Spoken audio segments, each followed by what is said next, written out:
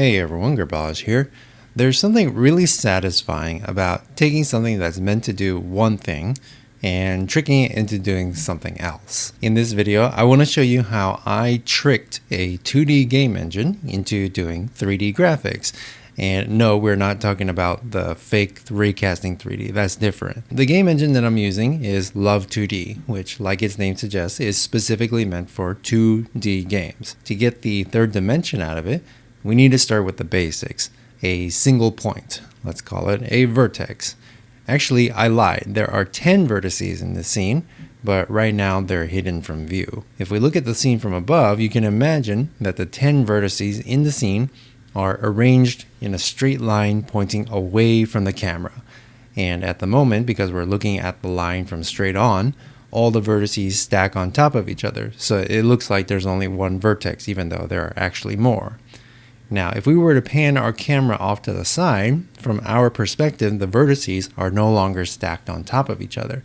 And you can see each of them going out into the distance, converging onto the vanishing point at the center of the screen. In a sense, you can think of the vertices as existing in an imaginary 3D space on the other side of your screen. And now you just have to figure out how to represent that 3D world on a 2D surface. Going back to the top-down view, imagine that this horizontal line is your screen.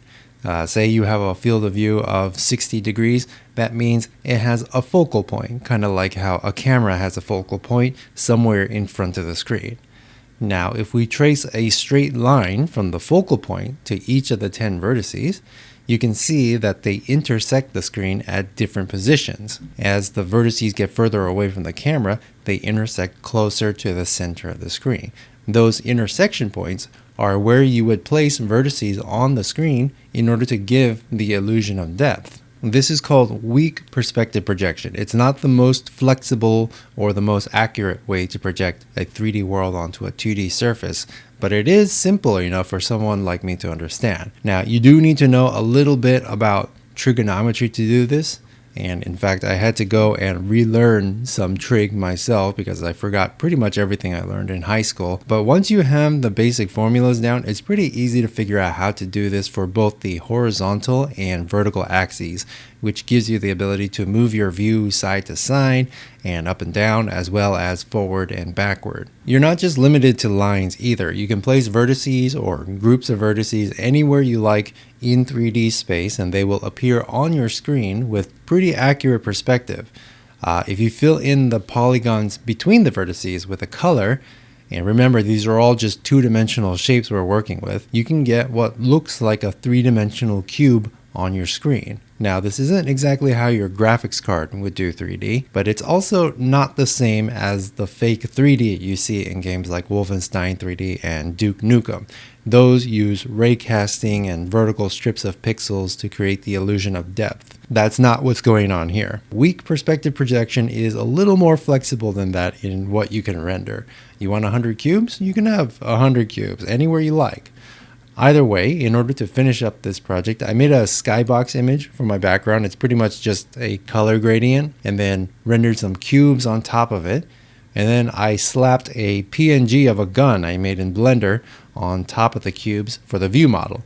And the result is something that almost looks like a proper first-person shooter. So now let's talk about limitations. The biggest one being that you cannot rotate anything.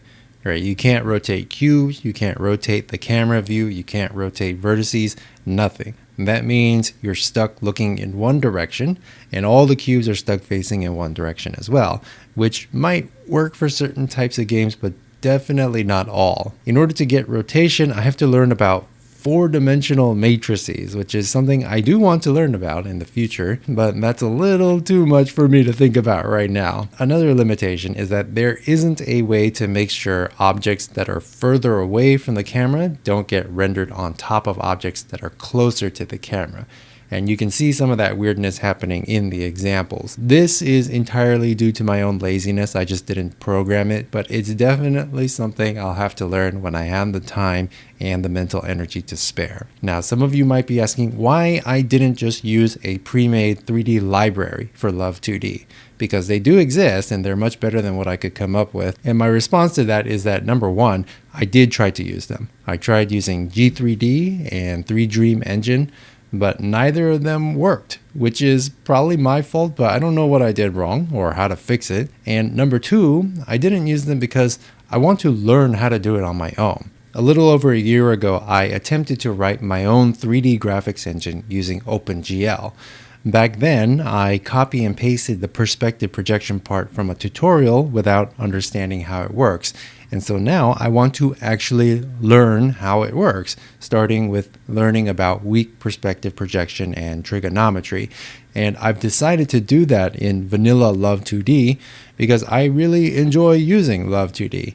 And making this project was very fun because of that. Now that the project is finished, I have this knowledge in my head and it can help me out with even more projects in the future. That's why I think it's good to be constantly learning about weird special interest things that only you seem to care about, because even if it seems like a waste of time or like reinventing the wheel, you never know how that knowledge might help you out in the future.